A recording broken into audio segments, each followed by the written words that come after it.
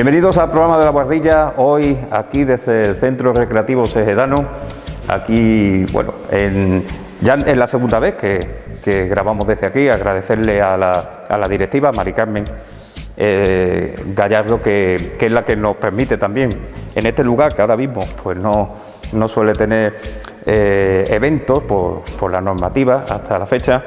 Y bueno, ya es la segunda vez que hacemos un programa de La Guardilla desde aquí. Y esta vez, bueno, tenemos aquí de fondo a la Plaza Chica. La Plaza Chica ha sido escenario cinematográfico durante muchos años. Zafra, todos los que son de Zafra y de comarca sabrán que se han rodado muchas películas, desde aquella La Cera Virgen, José María Forqué, hasta un western, Los Desesperados, Jarrapellejos y la serie Curro Jiménez o El crimen de Don Benito, de La huella del crimen. Bueno, escenario cinematográfico que es Zafra, y la Plaza Chica, que la tenemos aquí a fondo. Pues vamos a hablar hoy precisamente de cine, ¿no? De cine, porque Zafra ha sido siempre plató de cine. Y bueno, hace muy poco se acaba de terminar una película 100% extremeña, con evidentemente actores extremeños de la zona, de la comarca y de comarcas pues anejas a Zafra. Y bueno, el responsable de esa película es Manuel Gómez Cano, que lo tenemos aquí con nosotros. Muy buenas, Manuel.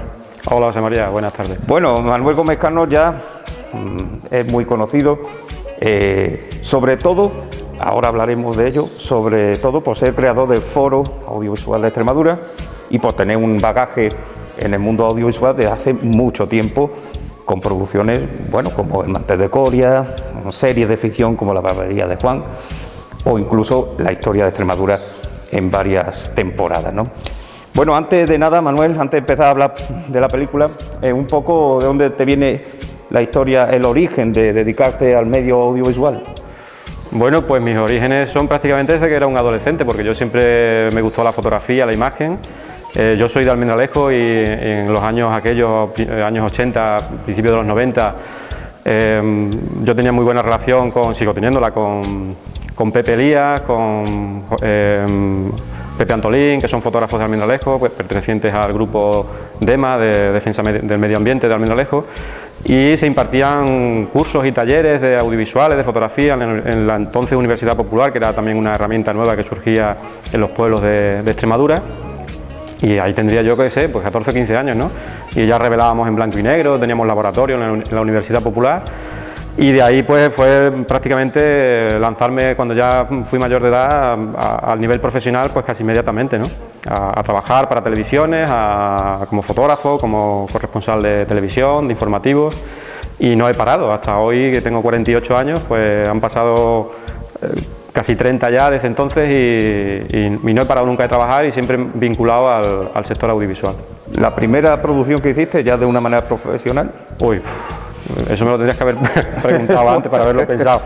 La primera producción profesional, pues no lo recuerdo sinceramente, porque en aquella época todos los que éramos profesionales del sector trabajábamos en la BBC, que eran bodas, bautizos y comuniones, ¿no? Y alternábamos ese mundo del trabajo social, de la fotografía y el vídeo social, y lo alternábamos con producciones profesionales, entre comillas, porque también el mundo social es profesional. Quiero decir profesionales desde el punto de vista de broadcast, ¿no? De emisión en televisión y este tipo de formatos, ¿no? Pero el primer trabajo de ese nivel, precisamente, yo creo que fue, si no fue aquí en Zafra, fue muy por entonces, en el 92. Yo entré a trabajar para el quinto centenario como corresponsal de servicios informativos, y recuerdo estar aquí en Zafra grabando el 92 con la visita de los Reyes y todos aquellos acontecimientos y eso fue, pues, de los primeros trabajos profesionales, ¿sí?, que yo hice precisamente aquí en Zafra. Bien, con el paso del tiempo, bueno, ya he citado algunas de las producciones que has hecho a lo largo del tiempo, y nace algo que, bueno, de la que hemos participado, me incluyo, muchos amantes de la fotografía, del cine, ¿no? En el Foro Audiovisual. ¿Cómo nace el Foro Audiovisual de Extremadura? ¿Cómo te decidiste? Y sobre todo desde aquí de Zafra, porque realmente lo implementaste aquí. He dicho antes, mis orígenes en Almendralejo, claro. Pero yo resido en Zafra aquí hace ya muchos años, y mis hijos se han criado aquí y se han escolarizado aquí en Zafra, con lo cual tengo el corazón partido, como decía el Alejandro Sanz, ¿no? Sigo teniendo mis relaciones con Almendralejo, evidentemente, pero Zafra para mí también es un punto muy importante, ¿no? A nivel personal y a nivel profesional, ¿no? Y hacerlo aquí en Zafra fue porque yo resido aquí, aunque yo aquí no desarrollo mi labor profesional, pero yo residí aquí y además Zafra, no ya Zafra, sino que el sur de Extremadura, no hay presencia o hay muy poca presencia de actividad de la propia Filmoteca de Extremadura, que sí tiene sedes en otras ciudades de Extremadura, como puede ser Badajoz, Mérida, Plasencia, Don Benito, Cáceres, pero al sur de Extremadura no tiene presencia, no tiene una actividad permanente, aunque de forma esporádica hacen alguna actividad, alguna proyección, pero de forma, digamos, en un calendario establecido no existe, ¿no? Entonces Zafra, pues al sur de Extremadura era el referente para todos, ¿no? Y además, sí, como además yo resido aquí, pues mejor que mejor, ¿no? Y propusimos en su momento a Antonio Aparicio, el que era director de la Filmoteca, organizar el foro que vamos a hacer este año ya el 10º aniversario. ¿Y por qué surge la idea de hacer el foro y por qué en esa metodología o esa forma de hacerlo? Pues surge precisamente por esta cámara que tengo en las manos, que no es que tenga yo una necesidad de tener siempre una cámara en la mano, sino porque era por comentar por qué se inicia el desarrollo del foro, y es precisamente por esta cámara, ¿no? Esta cámara aparece en el 2000, no recuerdo exactamente el año de presentación del fabricante, es una Canon, un fabricante muy conocido para los fotógrafos desde siempre, no desde el 2012, sino desde mucho antes, evidentemente. En el 2010-2011 aproximadamente lanzan esta cámara, que tiene la particularidad de que graba una calidad de vídeo muy buena para la época. Evidentemente ya hoy se ha superado y ya hay otros fabricantes, otras cámaras que dan muchísima más calidad, evidentemente, porque todo evoluciona, pero en su momento fue una pequeña revolución o una gran revolución para los pequeños productores, no para los grandes, porque los grandes productores tienen alcance al cine al celuloide o al cine digital, que ya en ese momento empezaba a despuntar, pero eso es inalcanzable para un pequeño productor. Y esta cámara venía a darnos la posibilidad de hacer una producción audiovisual con un valor añadido en cuanto a la calidad de imagen, ¿de acuerdo? ¿Y por qué decidimos hacer el foro? Pues porque esto era un salto, no digo yo al vacío, sino que era un cambio radical de nuestra forma de trabajar. Ten en cuenta que nosotros hasta ese momento, yo personalmente trabajaba con cámaras de 10-15 kilos, estas cámaras grandes que hemos visto siempre en televisión, los camcorders estos enormes, y cambiábamos a una cámara mucho más reducida en tamaño, que además daba una calidad muy superior y además tenía un aspecto, el aspecto visual de esas imágenes en ese momento eran muy llamativas porque parecían que eran de cine. ¿No? De hecho, toda la primera temporada de la serie de Historia de Extremadura, que es una producción que yo hago para el canal autonómico, toda la primera temporada, 13 capítulos, se grabaron con esta cámara. ¿Con esa cámara? Con esta concretamente. Evidentemente hay que vestirla, hay que añadirle muchas herramientas, porque son cámaras que vienen muy desnudas, ¿no? Tienen muy pocos elementos profesionales para una producción audiovisual, y hay que vestirla mucho, esto al final acaba creciendo, ¿no?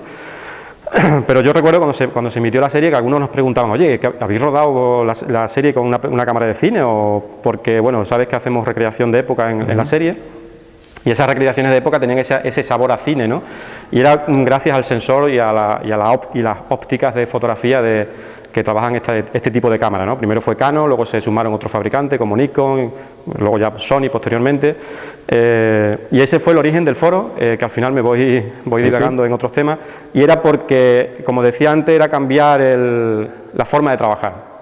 Todo cambiaba. Para un profesional como yo, que llevaba muchos años en el sector, era cambiarlo. Yo conocía las cámaras de foto porque había trabajado con cámaras de foto, tanto analógicas, de película, como digitales, pero nunca las había aplicado al sector audiovisual para hacer, en este caso, documentales. Y entonces surgían muchas dudas, muchas necesidades de volver a formarte, de volver a aprender a cómo enfocar y afrontar las nuevas producciones con este tipo de formatos, porque además de este tipo de cámaras, porque además no solamente era la cámara, eran un montón de accesorios que empezaban a surgir nuevos para poder completar y vestir esta cámara, que quedaba muy limitada en ciertos momentos, ¿no?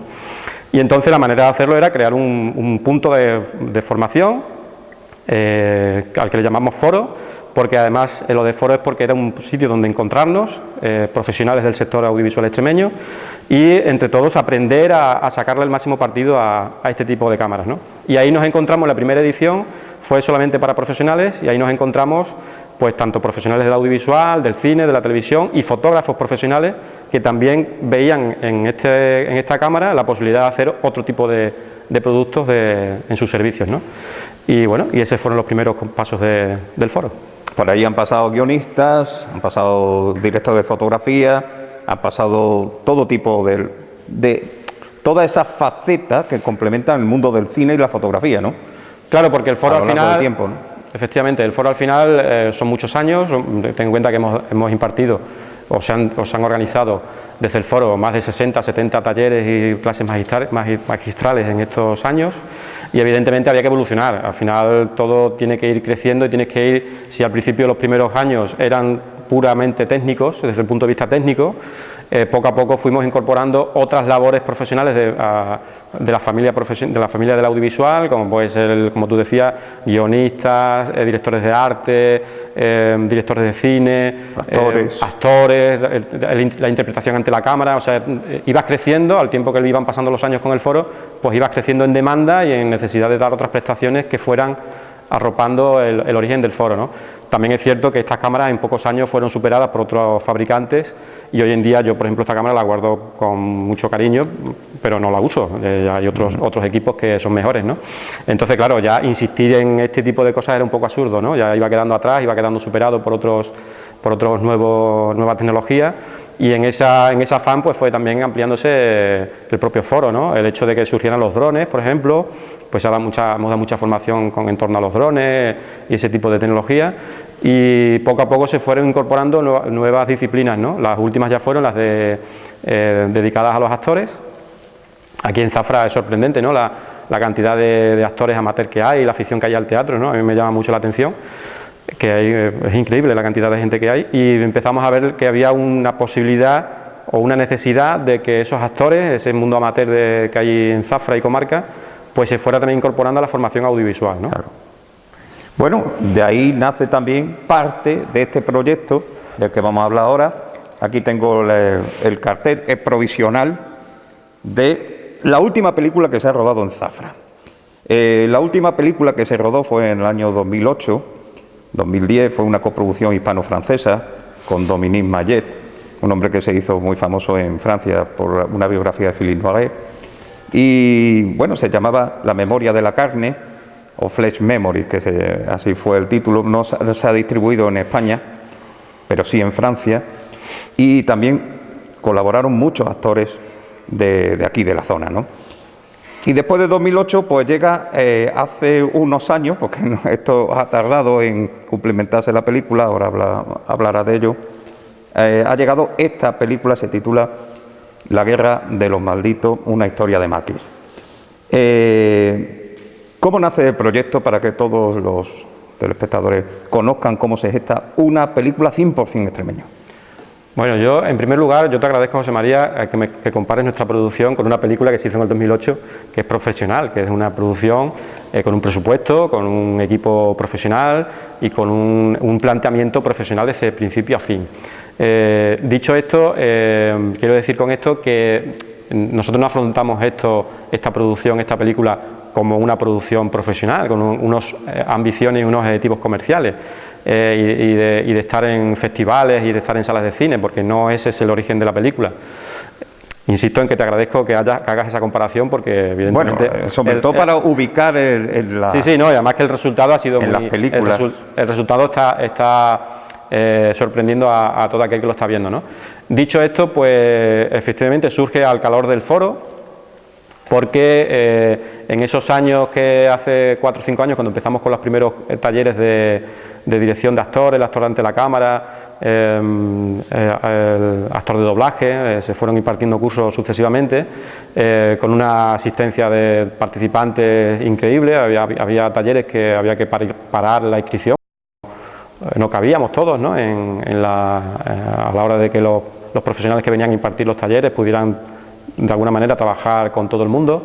O sea que el éxito fue muy importante, y una vez que fuimos avanzando en esa formación del actor ante la cámara y dirección de actores, pues como todo, ¿no? Vas viendo las necesidades y la demanda de la gente que participa, y esas demandas no eran otras que poner en práctica todas esas experiencias formativas que habían impartido actores como Moirón, como Esteban García Ballesteros, Fermín Núñez, actores profesionales que han venido aquí a impartir esa formación, ¿no? Y que había ya una necesidad de dar un paso más y de que no todo fuera formación, sino de que ya esas personas que habían participado en esos cursos pudieran poner en práctica esas técnicas aprendidas de la mano de estos profesionales, ¿no?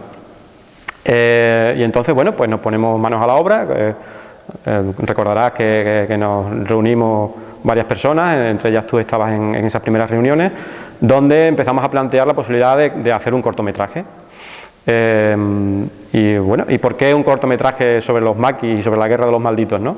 Pues porque precisamente en esa época estabais vosotros, desde el grupo de Ateatrado, representando en el Teatro de Zafra La Noche de los Malditos, que era un texto tuyo que venía a reflejar la última noche de una partida de maquis de Fregenal de la Sierra. Yo asistí como público a esa obra de teatro y ahí fue donde saltó la chispa de decir, oye, pues este podría ser el cortometraje, ¿no?, que queremos hacer, ¿no?, para todos estos participantes del foro, ¿no?, todos estos actores que participan habitualmente en los talleres. Y yo lo que hice fue bueno, ir un poco más allá de lo que era la propia obra de teatro, para hacer un desarrollo argumental más amplio, ¿no? No solamente esa última noche, sino el porqué de esa noche, ¿no? Porque habían llegado a esa situación tan dramática, tan crítica, esa partida de maquis, ¿no?, que al final acaban siendo capturados y muchos de ellos muertos, y por qué habían llegado a esa situación, ¿no? Entonces, bueno, empiezo a investigar, visitamos a Andrés Serrano de Fregenal, que es un investigador de la zona que lleva muchos años investigando sobre la presencia de los maquis en el sur de Extremadura. Empecé a leer a José María Lama, historiador de aquí local, que ya había publicado y había escrito sobre los maquis, y a otros historiadores extremeños como Paco Espinosa y alguno más, el profesor Julián Chávez de la Universidad de Extremadura.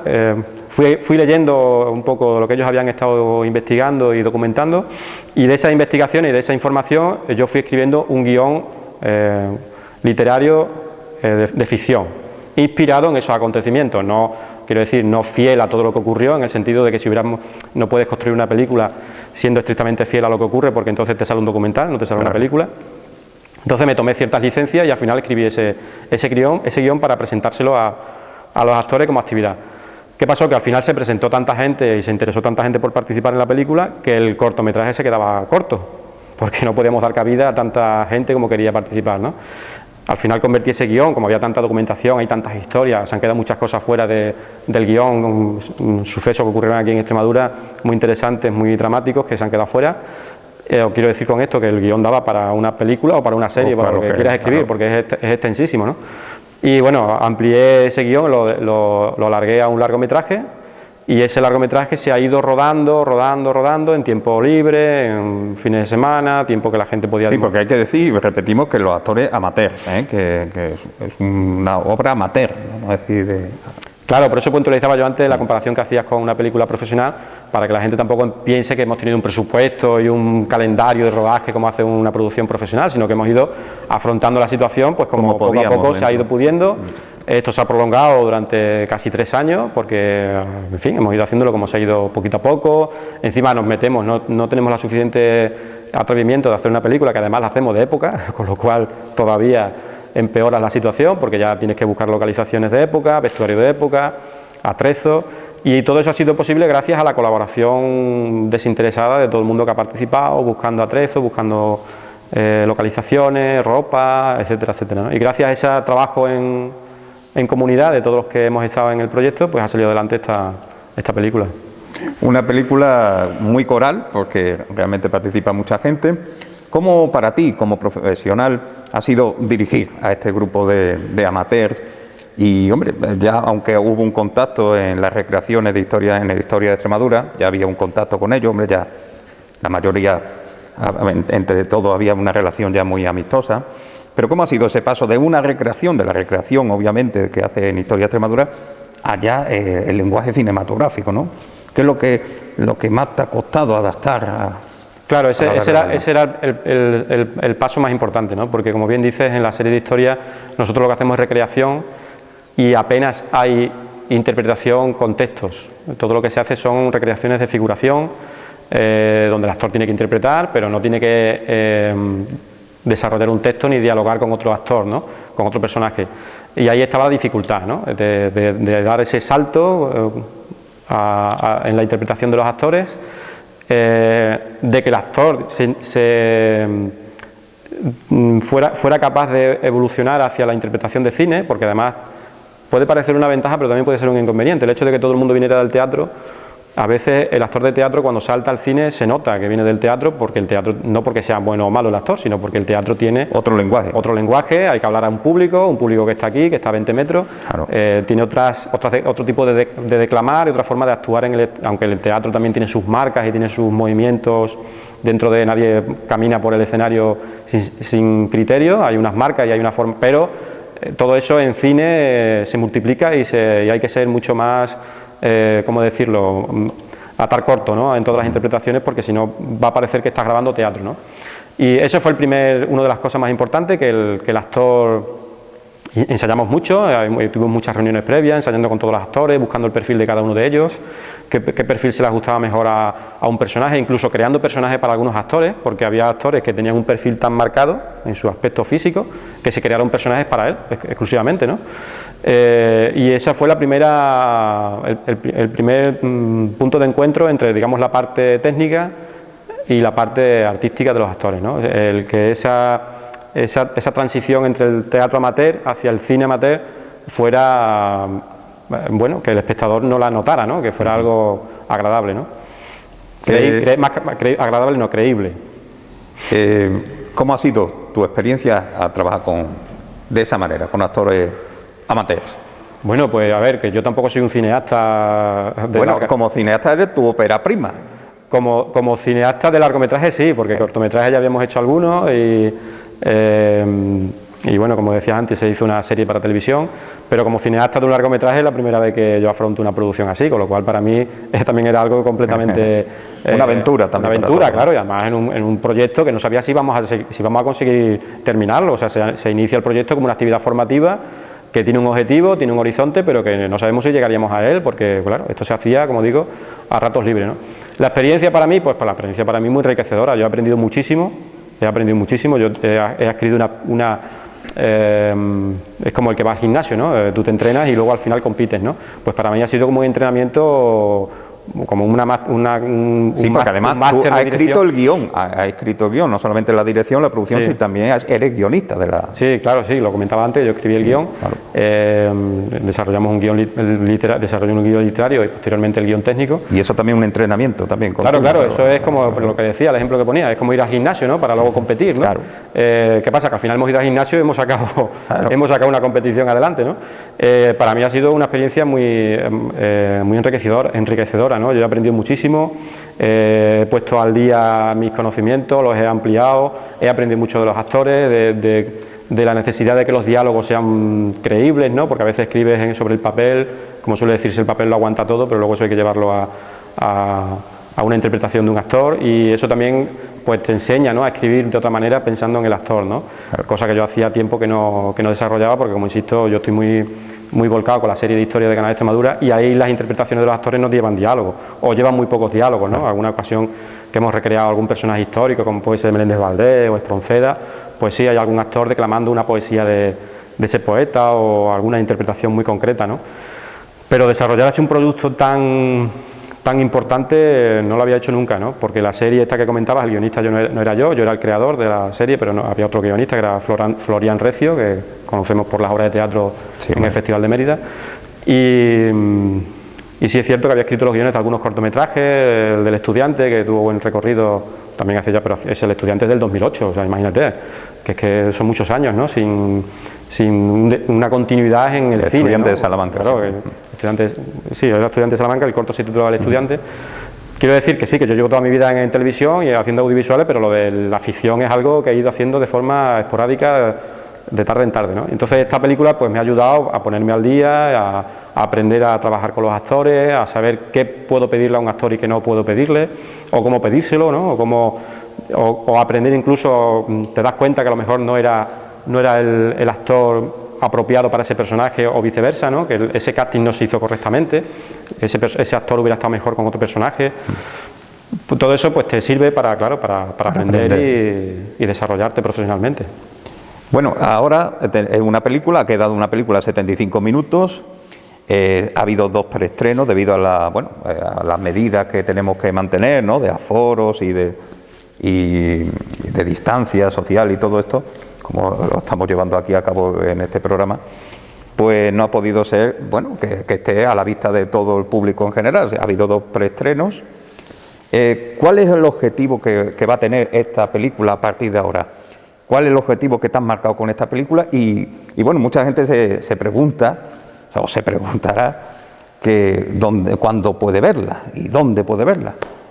Bueno, ¿qué ha pasado con todo esto? Y es que lo que ha pasado es que al final la película hemos conseguido entre todos, porque el cine es algo de grupo, de equipo, no es algo que tú hagas, no eres un pintor ni eres un novelista, el cine es un equipo, ¿no?, el que lo hace, ¿no? Y hemos conseguido entre todos, creo que una producción muy decente, algo creo que inédito. Yo no conozco algo parecido. Yo sí sé que se ha hecho cine amateur, pero quiero pensar, o creo que nuestra producción tiene un resultado, no sé cómo decirlo, porque no quiero que nadie se pueda sentir ofendido por lo que voy a decir, pero quiero decir que la película amateur que nosotros hemos hecho, yo no la conozco en Extremadura, ese nivel que hemos alcanzado. El nivel de cine amateur, insisto, no estamos hablando de cine profesional, porque en Extremadura hay productoras que están haciendo cine, como La Auriga, como la Sala Tragaluz, que están haciendo cine de 500, 600 o 1 millón de euros de presupuesto, o sea que nosotros sabemos dónde estamos. Entonces, en ese limbo en el que estamos, que es un limbo, una situación un poco extraña, creo que hemos hecho algo muy decente, muy interesante desde el punto de vista artístico, pero también desde el punto de vista didáctico, divulgativo, histórico, ¿no? Porque estamos contando un periodo histórico muy desconocido, los años 40, que es un periodo muy desconocido. Todo el mundo conoce la guerra civil, todo el mundo conoce la posguerra de los años 50, 60, la inmigración, todo esto, pero los años 40, ese momento de final de la Segunda Guerra Mundial, la dictadura de Franco, que todavía no se sabe no se sabe. Y sobre todo la guerrilla en Extremadura, la guerrilla maquis aquí en Badajoz. A eso iba, ¿no? Que en los años 40 y tantos todavía hay tíos en el monte pegando tiros, eso es muy desconocido, ¿no? Entonces creo que hemos conseguido un producto muy atractivo para que pueda entrar en un circuito cultural. En un circuito cultural donde pues, la gente pueda acudir a proyecciones, en un teatro, en una casa de la cultura, en la plaza de un pueblo. Y ese sería uno de nuestros grandes objetivos y nuestra gran ilusión, ¿no? Que la película pudiera, cuando la situación lo permita, cuando la pandemia y todo esto vaya remitiendo y vaya mejorando, pues que se puedan hacer proyecciones en un circuito cultural, insisto, ¿eh? Nosotros no aspiramos a ir a una sala de cine porque no tiene sentido en sí mismo la producción, ¿no? Pero creo que en ese contexto de producción, de proyección, de hecho ya nos la están pidiendo muchos ayuntamientos, algunos alcaldes que han venido, concejales, gestores culturales que han venido a estos pases que tú hablabas antes, estas proyecciones privadas, entre comillas, ¿no?, por invitación. Ya nos han pedido que quieren que se vea en sus pueblos, que se proyecte cuando se permita, ¿no? Y esa sería nuestra aspiración, que creo que sería un éxito extraordinario que esta película pudiera girar en ese Aquí en Zafra, por ejemplo, ha hablado con el alcalde para poderlo, con la concejal de Cultura, poderlo hacer aquí en algún evento.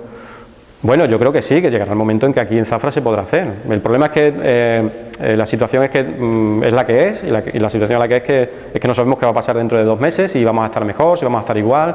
Entendemos que para el verano, todas las autoridades hablan que para el verano-otoño todo vamos a ir hacia la normalidad, ¿no?, anterior al COVID, ¿no? Pero bueno, nosotros no tenemos prisa en el sentido de que no vivimos de la película. Si la película se estrena si la película empieza a proyectarse en verano, pues en verano, y si no en otoño, y si no pues en Navidad, cuando se pueda. Pero al final el objetivo es ese, ¿no?, que pueda llegar a un circuito cultural donde incluso ya hay algunos ayuntamientos que nos han pedido hacer una proyección y luego un debate con algún historiador que haya investigado la época y entablar un debate, una conversación con el público asistente, no ya para hablar de la película, sino de lo que cuenta la película, ¿no?, que es muy interesante y muy desconocido muy desconocido, habrá gente que lo conozca, pero que en el público en general pues a lo mejor no lo conoce tanto, ¿no? ¿Aspirará también a algunos certámenes de mediometrajes? Bueno, en eso también estamos. Temáticos. En eso estamos, y ahí sí, como evidentemente cuando empezamos a hacer esto hace 3 años no pensábamos todavía en estar en festivales ni en estar en ningún sitio, sencillamente, insisto, empezamos a hacer esto porque había que hacer queríamos hacer algo formativo. Ahora es cuando nos estamos dando cuenta de que hay muy poco festival de cine amateur de largometraje. Sí, hay mucho festival de cortometraje, muchísimo cortometraje. Aquí en Extremadura hay muchísimos festivales de cortometraje. Pero no estamos encontrando, ya hemos encontrado algunos, de hecho ya se ha inscrito en algún festival en un argentino y ahora vamos a inscribirlo en otro aquí en Cataluña, de cine amateur independiente, pequeñito, festival en el que podamos estar presentes, porque no vamos a ir al Festival de Málaga ni al Festival de Sevilla o al de Valladolid, no tiene sentido, ¿no? Ahí estamos, hay cine profesional, ¿no? Entonces, nos hemos dado cuenta que sí hay mucho festival para mediometraje o para cortometraje, sobre todo, y que no hay para largometraje. O hay muy poco. Que es largometraje, antes he dicho mediometraje, es un largometraje. Es un largometraje, sí, mediometraje sería menos de 50 minutos, sí, más o menos. Largometraje, efectivamente. Y cortometraje, pues hasta 20 minutos aproximadamente, más o menos por donde andan los festivales de cortos, ¿no? Entonces, bueno, pues eso es algo que nos hemos encontrado sin pensarlo, ¿no? Porque yo ya digo que no teníamos esa intención en un principio, ¿no? De hacer una película para ir a un festival, no era ese el objetivo. Ahora nos encontramos, después de haberlo hecho, que hay poco. Hay pocos festivales con que acepte o que se mueva en ese mundo, ¿no? Del cine amateur, independiente, hechos por escuelas de cine, porque las escuelas de cine lo que hacen sobre todo son cortometrajes con sus alumnos, porque claro, es lo más razonable, ¿no? Claro. No puede estar en una escuela de cine 3 años con una película, no tendrían tiempo de terminarla, ¿no? Entonces nos hemos dado cuenta de que, bueno, de que ahí quizás pues no es el formato apropiado, ¿no? Pero bueno, en algunos se ha encontrado y algunos vamos a inscribirnos y a ver qué pasa, a ver si hay suerte y algunos lo seleccionan, porque una cosa es que te inscribas y otra cosa es que te seleccionen. Te pueden inscribir y que no te cojan, claro. Y te pueden inscribir y que te seleccionen y entonces ya pasas a concurso. Y bueno, pues ahí estamos, esa es la intención. Y finalmente, bueno, hay alguna televisión interesada en que cuando llegue el momento emitirla. Se le ha enviado a Canal Extremadura, la nueva televisión XTV también ha mostrado interés por ella, pero ese sería, digamos, el último paso, ¿no? El primer paso es, insisto, ese circuito cultural, y una vez que se supere y la película, digamos, se queme o la quememos con muchos pases, si así fuera posible, pues ya pasaríamos a intentar meterla en un circuito de televisión en el que tú luego estuvieras alojado a la carta en una plataforma donde ya pues todo el mundo pudiera acceder a ella de forma libre y gratuita, ¿no? Bueno, pues ahí está una producción 100% extremeña, con mucha gente de por aquí. Zafra sigue siendo, aunque en Zafra se ha rodado poco, ahora hablaremos con Justo, que también forma parte en la producción junto a Manuel Fruto y a ti. Hablaremos también un poco de lo que es la producción ejecutiva. Y bueno, hay que siempre congraciarse de que, bueno, es un producto 100% extremeño, como hemos dicho, y además de por aquí, de la zona, ¿no? Y contando una historia que pocos conocen. Bueno, muchas gracias, Manuel. Ahora hablaremos con Justo. ¿Algún proyecto futuro a reseñar? ¿Te animarías también ahora de que has hecho una cosa de este tipo a hacer otra? Bueno, sí. De otro. Sí, bueno, yo ya te digo, mi dedicación más del día a día es la serie de historia de Canal Extremadura y algunos proyectos que hacemos con ellos, especiales que solemos hacer de historia y demás. Estamos trabajando en otros proyectos con ellos y a nivel así de ficción, pues bueno, oye, estamos tan contentos con el resultado que queremos abordar a medio plazo, queremos abordar otro proyecto parecido. No sabemos si será tan ambicioso como un largo, o a lo mejor pensamos en un mediometraje, o incluso alguna televisión nos ha pedido que sea una en formato serie, pequeña, que se pueda seguir con pequeñas píldoras de 15-20 minutos y puedas hacer una miniserie de, yo qué sé, 7-8 capítulos. No sé, le estamos dando vueltas, hay ideas, hay guiones, hay propuestas, pero como digo, como es algo que es fuera de tu labor, de tu día a día, de la producción diaria, pues bueno, pues está ahí a la espera de que podamos lanzarnos. Yo nada, agradecerte este ratito, también que quería solamente señalar la labor la de todos los actores, de todo el equipo que habéis participado en la producción, desde los actores y la gente que ha colaborado en la producción, y especialmente Justo y Manuel Fruto. Justo, además de ser uno de los actores protagonistas, uno de los personajes protagonistas de la película, ha hecho una labor de búsqueda de localización y de atrezo extraordinaria, que sin esa aportación, pues este tipo de cine, película, sería imposible, porque necesitas ese recurso para sacarla adelante. Y luego Manuel Fruto ha hecho una banda sonora que nos ha sorprendido a todos. Yo le di la película muda, muda, con el audio de directo de los actores y de los doblajes que se han hecho y demás, y la ha vestido con una banda sonora que es sorprendente. Estamos muy contentos, le ha dado una proyección a la película que ha crecido, ¿no? Cuando tuve yo claro que yo que he estado editando la película durante estos meses, sin banda sonora, en silencio, probando, yo descargaba algunos fragmentos de música para ir probando cosas, ¿no?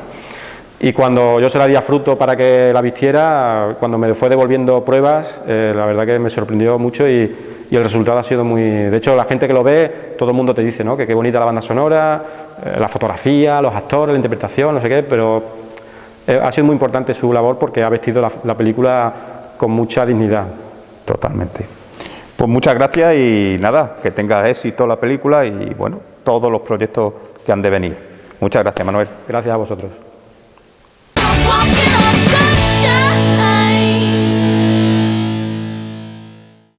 Continuamos con este programa dedicado al cine y sobre todo a la última película que se ha gestado aquí en Zafra. Bueno, se ha gestado desde Zafra, aunque engloba muchas localizaciones. Ahora hablaremos también de los sitios donde se ha rodado o grabado esta película y para ello está Justo Gordillo, compañero de arte escénica, además en este sitio que también, donde también hemos compartido escena hace un tiempo y ojalá también pronto este lugar se convierta en lugar de eventos culturales y de teatro. Y bueno, Justo no empezó hace mucho tiempo en el mundo de las artes escénicas, pero ha sido una carrera meteórica hasta desembocar no solamente como actor, sino como productor ejecutivo. ¿Cómo ha sido la experiencia? Antes de nada, Justo, muy buenas. Hola. Tu experiencia en esta película a nivel general. Bueno, como tú has dicho antes, mi recorrido ha sido corto pero intenso. Yo empecé en 2015, en verano, en julio, me enteré que estaban buscando actores para una obra de teatro en Medina de las Torres, el Duque de Medina de las Torres, que venía un tal José María de Zafra a representar la obra y a dirigirla, y me enteré y allí que me apunté a que me dieras un papel y me diste el papel. Y de ahí empezó toda... Ahí empezó toda la movida. Toda la movida empezó ahí. Y prácticamente no te has bajado del escenario, bueno, hasta cuando la pandemia no ha bajado a todo, ¿no? No ha sujetado, a partir la pandemia no ha sujetado. Y ahí empezó todo el tema. Bueno, él también forma parte del elenco de aquella obra de teatro que fue el origen un poco de todo lo que ha sido la película. Y bueno, en principio vamos a hablar de tu papel como productor ejecutivo. Sí. ¿Es una producción ejecutiva? ¿Qué es productor ejecutivo? Bueno, pues... Para que la gente también... Mi labor principal en la película, aparte de lo que estamos hablando, de la producción ejecutiva, era atrezo, localizaciones, algo de vestuario, de armamento, todo ello en sí. Entonces, como era una película histórica de la época que se trata, pues yo me dedico al campo, soy agricultor, toda mi vida me he dedicado a la agricultura, conozco mucho el campo, conozco fincas, cortijos, conozco gente que los tiene, algunos propietarios, localizaciones muy bonitas, chozos, que en Medina, creo que aquí también se llama, bueno, aquí se le dice chozo de piedra, ¿no? Sí, bueno, sí, chozo. En Medina se le dice bujarda.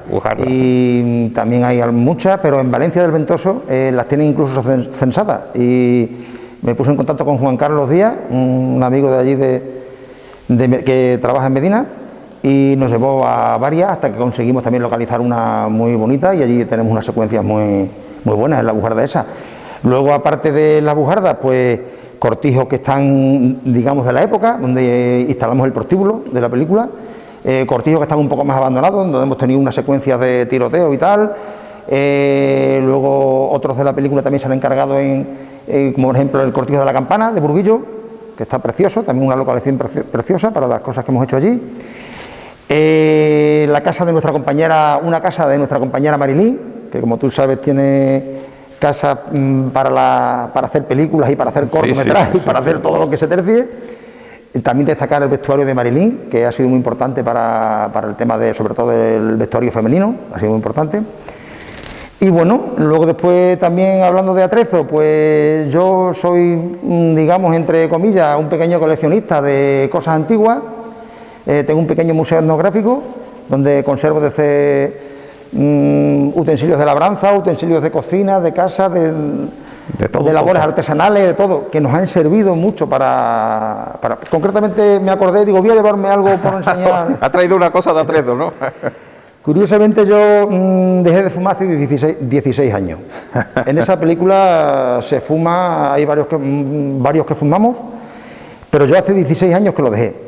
Pero, además ni una calada, siquiera. Pero en la película sentía la necesidad de fumar. Y yo cogía mi petaca, que está en casa, no sé si era de mi padre o de mi abuelo, o de quien sea, Y entonces la petaca esta me ha acompañado en toda la película. Y mi mechero de mecha antiguo. Sí, es verdad, un yesquero de esto, ¿no? Yesquero que no sé, que muchas veces se atrancaba.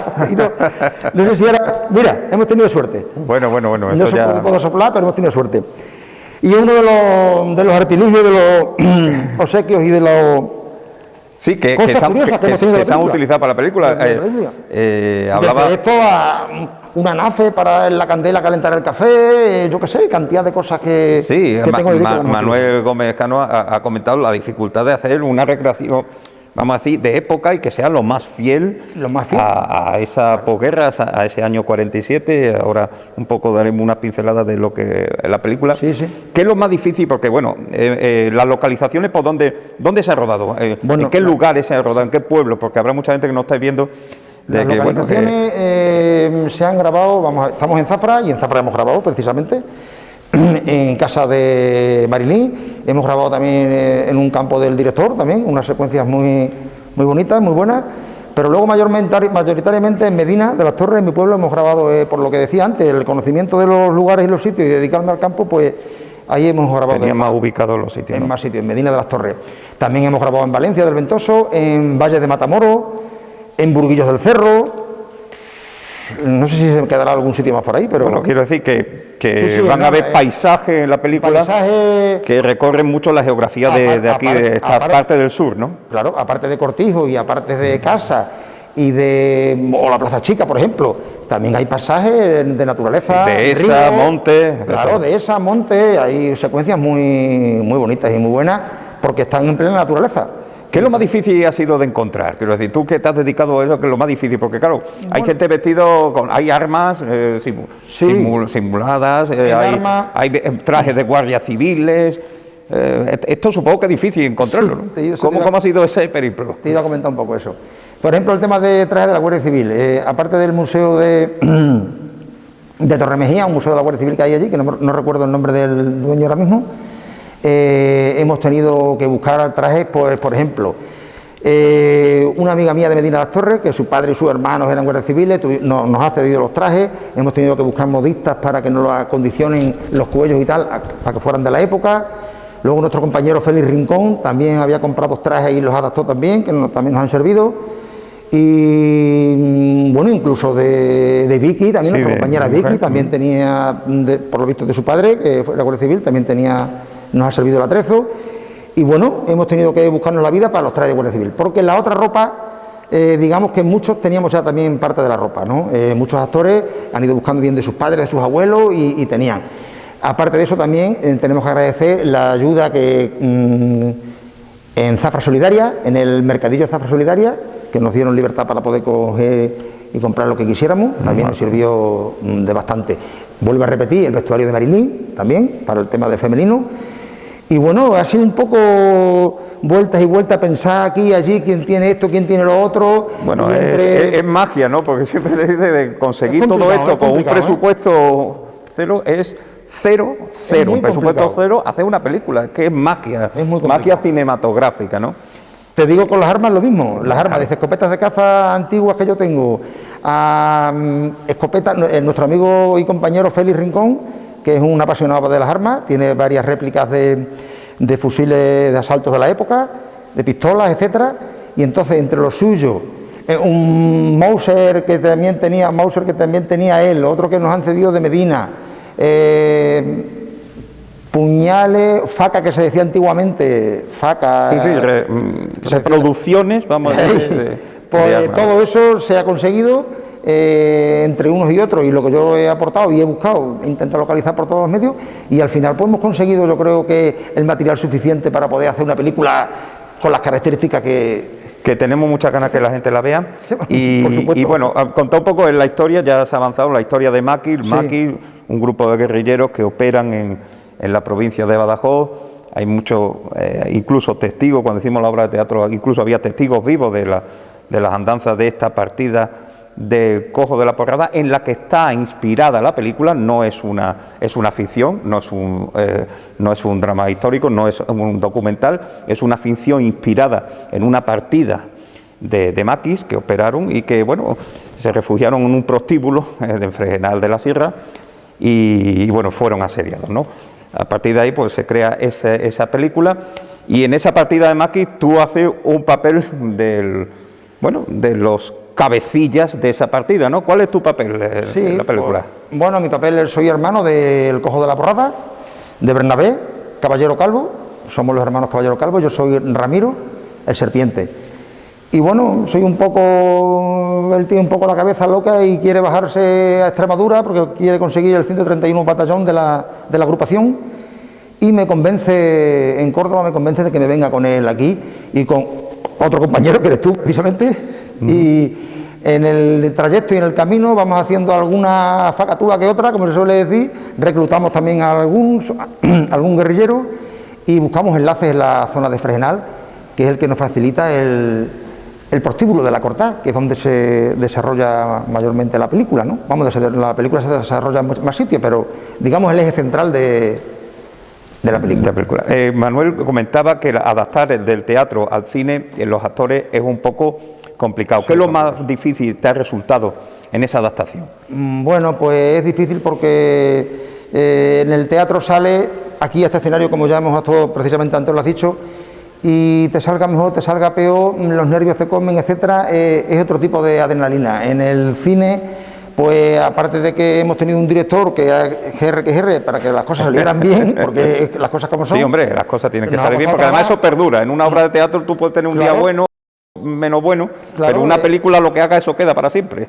Y entonces, pues nada, algunas veces repetíamos una vez, 2 veces, otras veces 10, y otras veces ninguna, pero al final él ha conseguido que nosotros hayamos desenvuelto y desarrollado un papel que ha quedado digno. Ha costado trabajo, pero bueno, hemos sido capaces de sacarlo adelante. Yo creo, habrá actores que lo hayan hecho mejor, otros peor, como suele pasar en todas las cosas, pero bueno, yo estoy satisfecho por lo menos por lo que hemos hecho y por lo que yo personalmente creo que he hecho, vamos, no lo sé. Además te lo has currado bien, incluso hay una escena que has tenido que aprender a cabalgar también. Sí, hay escenas un poco de todo, no todo, pero bueno. Hay que decirlo. Está bastante bien, sí. Bueno, pues nada, yo quiero pues invitar a todo el mundo que cuando se pueda ver, que la vean, porque es un documento fantástico, es como una especie de western, tiene ese lenguaje western que también lo hablamos en la presentación de la película a nivel privado, y que, bueno, merece la pena que se apueste por el cine, por la cultura en general, y sobre todo en estos tiempos más difíciles que incluso la gente, bueno, pues también pueda tener otro acceso a las películas por otro tipo de plataformas, y que la gente pues disfrute de esta película, La Guerra de los Malditos, en el que todos, sobre todo hemos puesto, todo el primero al último, mucha ilusión, y que bueno recordarlo. Justo, muchísimas gracias, y seguiremos en esa andadura, pues de hacer, bueno, teatro, cine, lo que haga falta, porque lo que salga. Muchas gracias a ti, José María, y esta oportunidad por Telezafra. Por lo menos eso, que nunca se pierda la pasión por lo que nos gusta, y que, hombre, que esto sirva también para hacer más felices a la gente. Ahora quiero también presentarle una entrevista a una mujer cuya vida es de cine y que también daría para un guión cinematográfico. Ella se llamaba Blasa Gargallo, nos dejó hace unos años, y fue una superviviente de desembarco en Normandía. Vivió la República, la Guerra Civil, la Segunda Guerra Mundial y el exilio en París. Fue una superviviente del desembarco en Normandía y nos lo contó hace unos años aquí ante las cámaras de La Guardilla. Así que disfruten con Blasa Gargallo y ese testimonio de cine y de vida y de supervivencia. Hasta la semana que viene.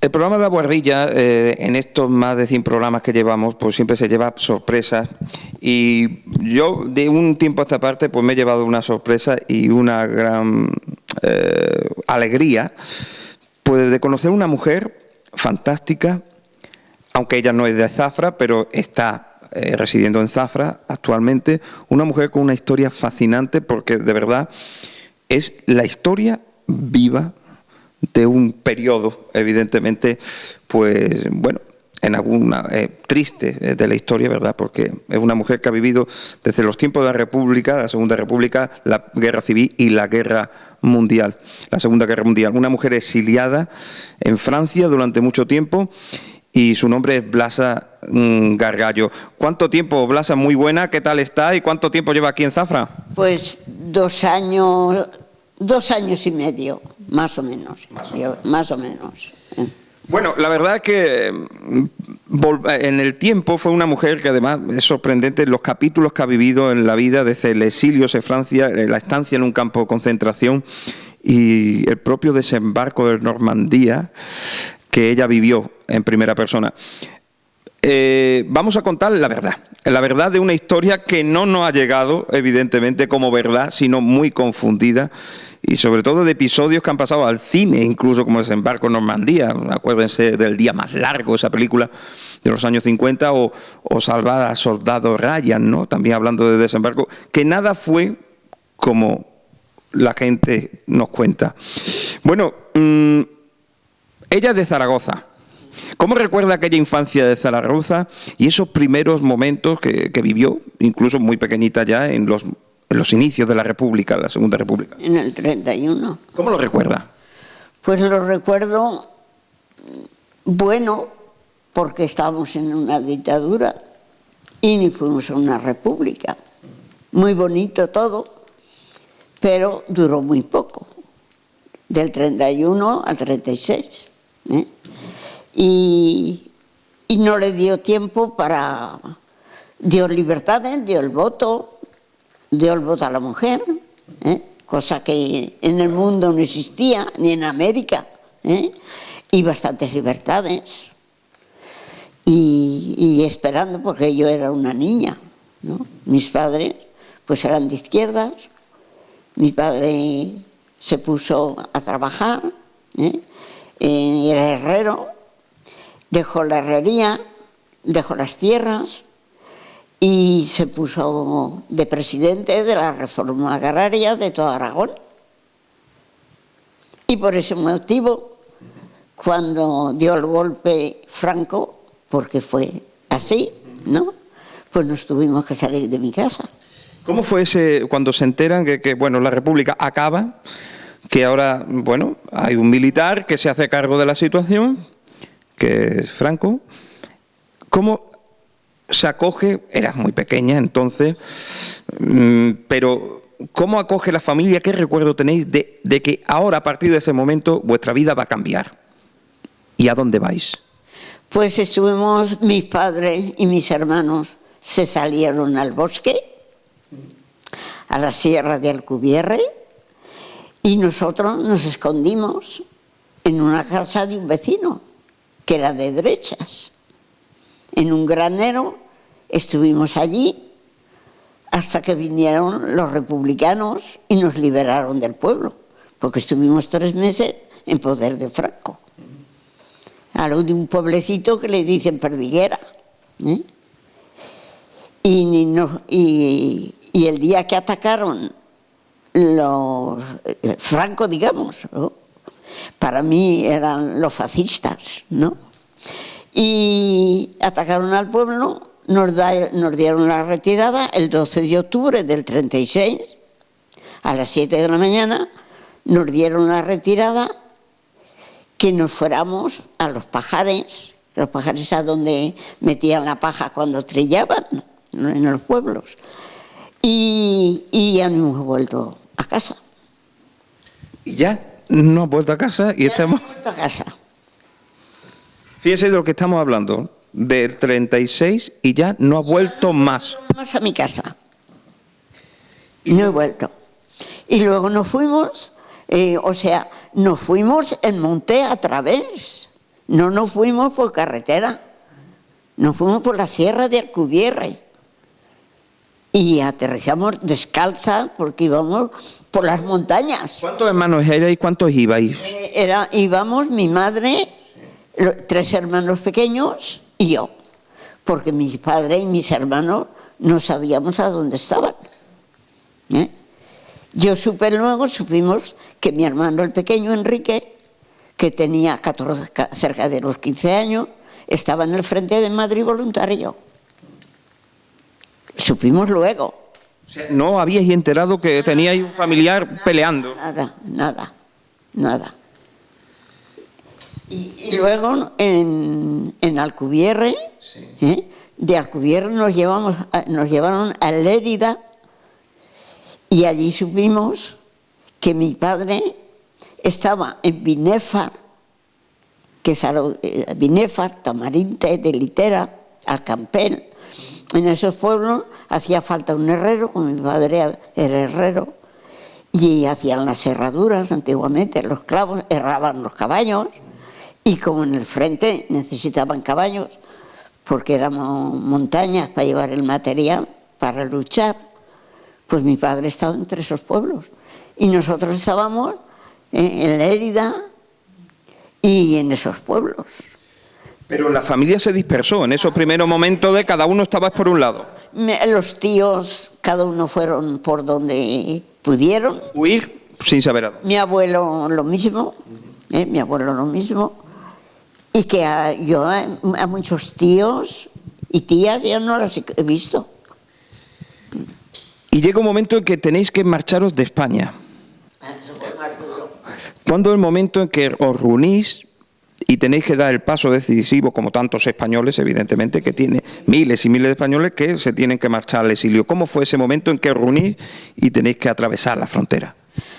Pues cada uno íbamos, que no lo han hecho en España, que lo debían de echar. Por favor, que lo echen cuando íbamos por esas carreteras, a pie, descalzos, porque ahora se compadecen y echan a alguno extranjero, pero ha pasado en España, que no les dé vergüenza de echarlo, que íbamos cara a la frontera, a salvarnos si podíamos, y no lo han echado. Y cada uno llevaba encima lo que podía, llevaba algún bulto o no llevaba nada.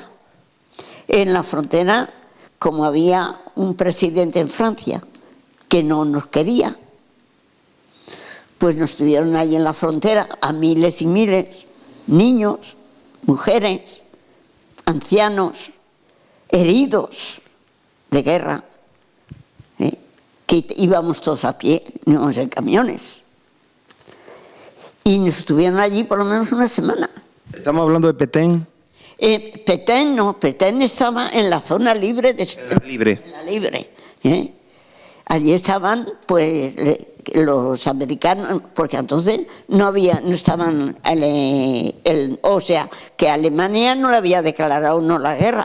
Nosotros entramos en febrero, yo entré el 3 de febrero de 1939 y terminaron de pasar en marzo del 39, todos los refugiados. Pero luego, en septiembre del 39, le declaró la guerra a Hitler a la Francia. Pero es que a nosotros somos los solos refugiados que han entrado en Francia, sea de derechas, sea de izquierdas, que los han metido o que los metieron en campos de concentración, igual a hombres que mujeres. Bueno, hay que decir que antes de cuando ibais a Francia no dejaban pasar. No. ¿Cuánto tiempo estuvisteis en la frontera? Por lo menos 7 u 8 días, no le puedo decir fijo, un día más, un día menos. Pasando hambre. Miseria y los italianos, los aviones que se llamaban los Fiat italianos, que son los que ametrallaban en España, pues vinieron, hicieron una revisión, bajito, y que a lo mejor pues 2 o 3 horas, yo no recuerdo bien, no le puedo decir, porque no llevaba reloj, pues vinieron y ametrallaron. Me contaba que era un cebo, la Cruz Roja llegó... La Cruz Roja, yo no creo en la Cruz Roja, que me perdonen, pero no creo. No creo, le voy a decir por qué. Porque se presentaron camiones de la Cruz Roja en la parte de España. Entraron de Francia a España. Y por altavoces dicen, el que tenga niños y mayores y que se pongan en la cola, que les vamos a dar leche condensada, unos potecitos de tubos, unas tabletas chiquititas de chocolate, cosas así, ¿no? Y es cuando los FIAs italianos es cuando ametrallaron, porque eso fue una trampa que nos pusieron. O sea, mientras estaba la gente en la cola... La gente en la cola es cuando ametrallaron. Eso es una trampa, como otras trampas han puesto. Para matar y quitarse gente. Para matar. Y cuando abrieron la frontera, pues allí había material de guerra que normalmente la habían mandado México y la habían mandado otros países para defender la República. Y lo habían retenido los franceses para luego dárselo a Franco, que se lo dieron a Franco, ¿no? Y las mujeres, los ancianos, los heridos nos ponían una parte, y los soldados que pasaban y los hombres jóvenes, esos los metían a la izquierda y nosotros a la derecha. El que llevaba material, porque llevaba fusiles, llevaba material, pistola, todo eso los tenía que dejar porque se lo obligaban. Había unos montones enormes. Esos hombres los metieron en campos de concentración, en la frontera francesa-española. En Argeles-sur-Mer, porque yo tengo documentación de mi marido. Sí, además hay un documento que habla de que se enfocará para que es una cartilla de vacunación para ver si eran aptos o no para los trabajos, ¿no? Trabajo, porque es que, y a nosotros nos metieron en un tren. O separaron a los hombres y a las mujeres. No estábamos juntos, ni sabíamos si habían pasado. Mi padre se había pasado, mis hermanos, familia, es que no sabíamos nada de nada. Y nosotros aterricemos, crucemos toda la Francia, porque fuimos a parar al Canal de la Mancha, a Normandía, a Romance. ¿Cuánto? Allí había un campo de concentración de la guerra al 14 al 18 que habían hecho los franceses. Allí nos metieron sin comer, sin beber, y unas barracas que como en el stock estarían, porque estaban al lado del Canal de la Mancha. Sí, porque hay que hablar que en Normandía es una zona boscosa, que llueve a todas horas. A todas horas. Llueve tanto más que en el norte de España. Estábamos mejor dentro que fuera. Y allí fuiste ya para su madre. Mi madre y 3 hermanos pequeños. ¿Y cómo era cuando llegaron allí? ¿Cómo fue la primera impresión de llegar a un campo de concentración? Pues mal, porque... Miles de personas allí. Miles y miles y miles de niños, y había un carabinero que en la frontera, en el ametrallamiento de los italianos, mataron a su mujer. Y él venía con los 2 brazos cortados, un carabinero. Y tenía una niña de 5 años y otra de 7. Y cuando bombardearon en la frontera, estando en las colas de la Cruz Roja, pues la mataron a ella. Y a él lo metieron con las 2 niñas en el vagón que íbamos nosotros, que fuimos a Normandía. Esas niñas, cuando llegaron al campo de concentración con su padre, con los 2 brazos cortados, pues ellas hacían todo lo necesario para que su padre estuviera atendido en todos los asuntos. Y nadie quería que los tocaran a su padre, las 2 niñas. En las barracas, cada barraca, pues estábamos, yo no sé, le diría a lo mejor, pues 100 personas o 130. Ahí, como cuajados de piojos y... De piojos, porque una señora, esas chicas jóvenes, que se puso ahí en un rincón de la barraca y los piojos se le comió. Porque piojos no hay una clase sola, hay muchas clases de piojos. Y las mataron prácticamente los piojos. No la llevaron siquiera a una enfermería ni nada, de nada, absolutamente nada. como los niños que yo conocía, una señora de Madrid, Antonia, con una niña de tres meses, Pili, y no tenía ni leche, porque es que todo lo que daban los franceses, el pueblo francés, de paquetes de comida, de paquetes de ropa, porque nosotros veníamos sin nada, absolutamente nada, ni dinero tampoco. Pues cogieron y los metían en barracas vacías y no nos lo daban a nosotros. Hay que decir que el gobierno sí atacó, pero el pueblo llano os regalaba cosas, abrieron la frontera, porque hay que decir que se movilizaron para abrir la frontera y no os daban nada de lo que ellos regalaban. Nada, nada. Y yo fui una de las veces que he robado, y no me niego, ha sido por necesidad, no para mí, porque los mayores comíamos hierba, lo que fuera, nos defendemos. Pero los niños, tengo una debilidad grandísima por los niños, porque hacíamos la guardia o burlábamos la guardia que teníamos en el campo de concentración, y hay muchos prados ahí en Normandía de vacas, hay mucha manzana, y hacíamos como un túnel para pasar una o dos. O sea, acababa ahí en el campo unos túneles para salir. Para ir a robar manzanas, otra cosa no podíamos que robar manzanas, porque luego las madres las limpiábamos como podíamos, y la que estaba limpia la masticaban, ya lo diré en español, que me sale muy mal el español, hablo mejor el francés, y el zumo que sacaban ellas se lo daban a las criaturas. Pero cambiarlas, pues iban desnudas, porque que no las podían cambiar si no tenían pañales, si no teníamos ropa. ¿No teníais ropas, nada? ¿Ibais? Nada. El que tenía, pues se la guardaba para ella. Pero muchas veces pasábamos con las manos en los bolsillos. Si es que no nos dio tiempo tampoco de coger ropa, la poca ropa que teníamos. Que echen, por favor, cuando íbamos dirección a la frontera, miles y miles. El éxodo. Sí, que no la han echado, que no dicen la verdad. ¿Y qué les cuesta de decir la verdad? Bueno.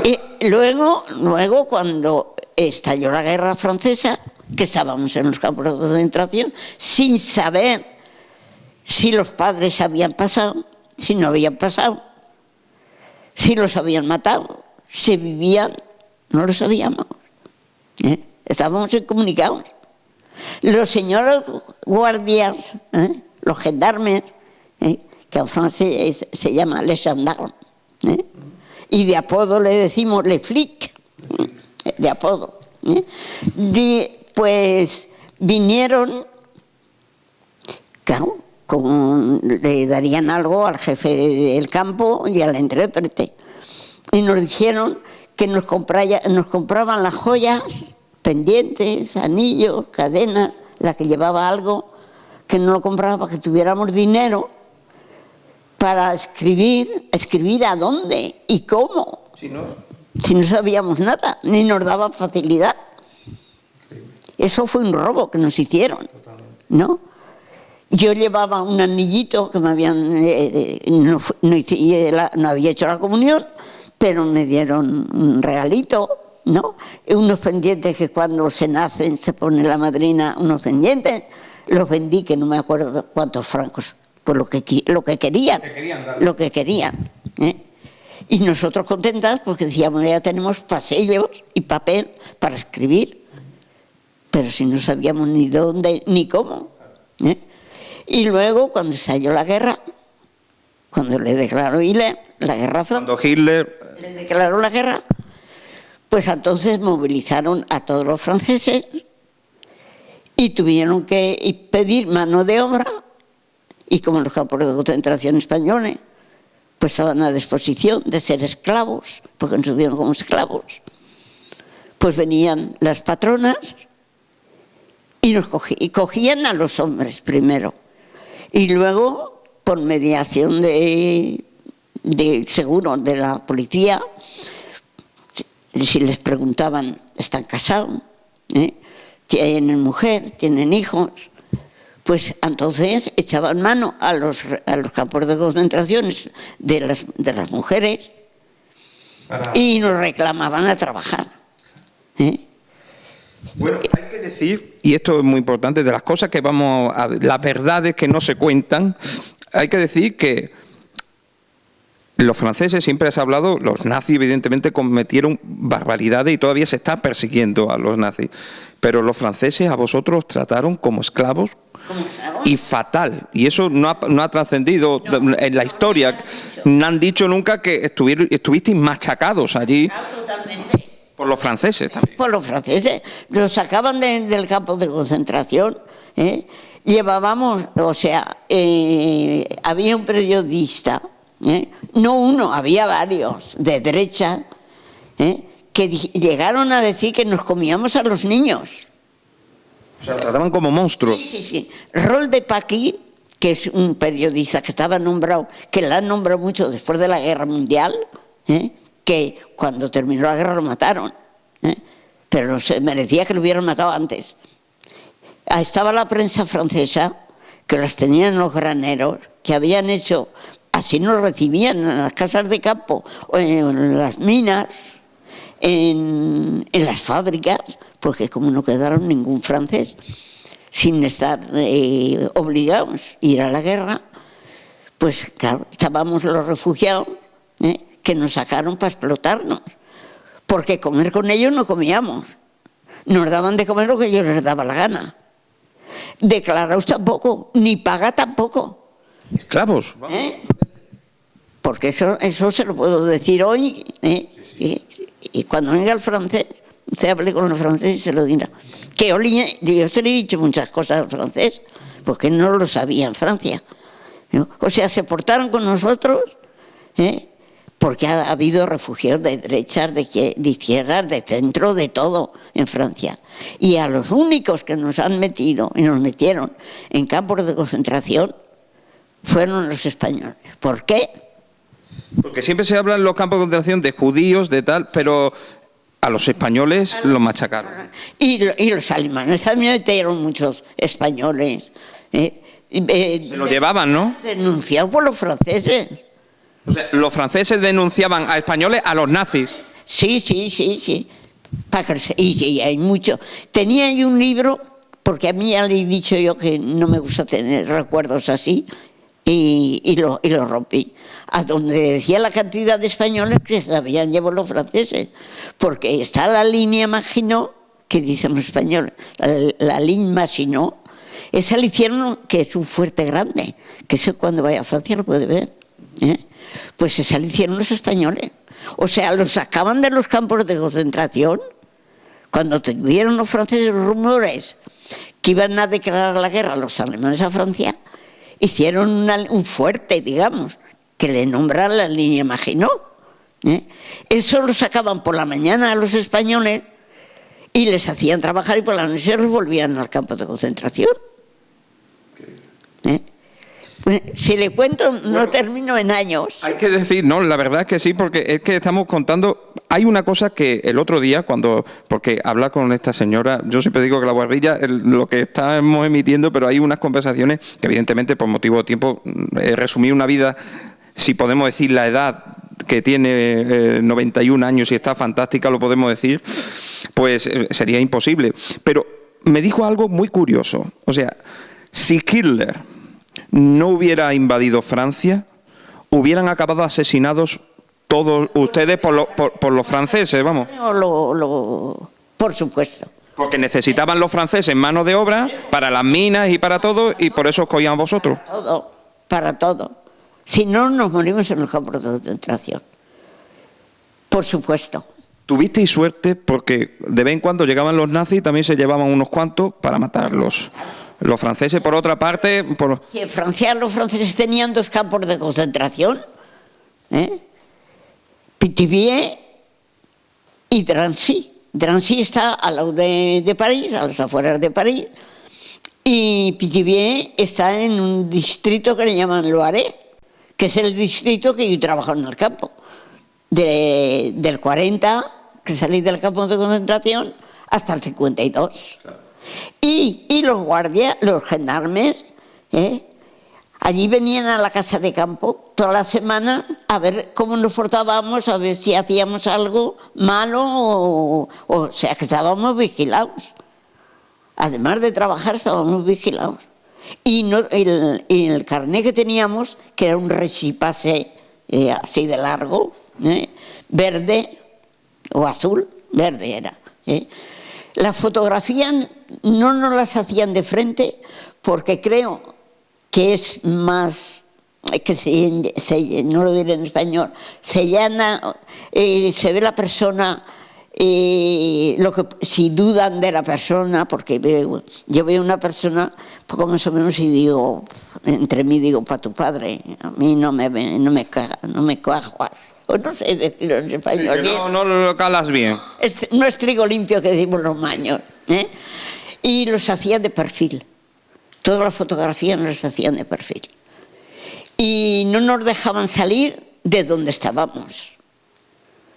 O sea que nosotros mismos estábamos en el campo y no nos dejaban coger otro oficio, ni salir de donde estábamos. ¿Alguna vez intentó escapar del campo? ¿A dónde? ¿A dónde? ¿Y cómo? ¿A dónde? Primero que no sabíamos el idioma, ni merci, ni bonsoir, ni bonjour, ni madame, ni monsieur, ni rien, nada de nada. Teníamos que aguantar allí hasta que nos vinieron a buscar las patronas, que estaba mi padre trabajando. Un hermano se fue a México, hermano mayor, Pedro, y mi hermano Enrique lo metieron en Francia, entró a Francia, lo metieron en camiones que estaban preparados, el gobierno francés con el español estaba de acuerdo, con Franco, y trenes, y lo metieron en un tren y se encontró en España. Lo cogieron que tenía mi hermano 15 años, lo cogieron en España, en un campo de concentración. Luego Engañaban a la gente diciéndole que iban para Francia y luego resulta que se lo mandaban a Franco, ¿no? Claro. Es que en el campo de concentración de Armaus, estando en el campo, que aún no le habían declarado la guerra los alemanes, el jefe del campo, que se llamaba Paco, que era un español, el intérprete, pues una mañana se levanta y nos dice, salgan todos de la barraca. Y llovía, bueno, de las barracas. Y vino, allí decimos el subprefecto. El subprefecto. Sí. Y hizo allí como un tablón y se puso encima. Y había uno que escribía y Paco, el jefe, el intérprete.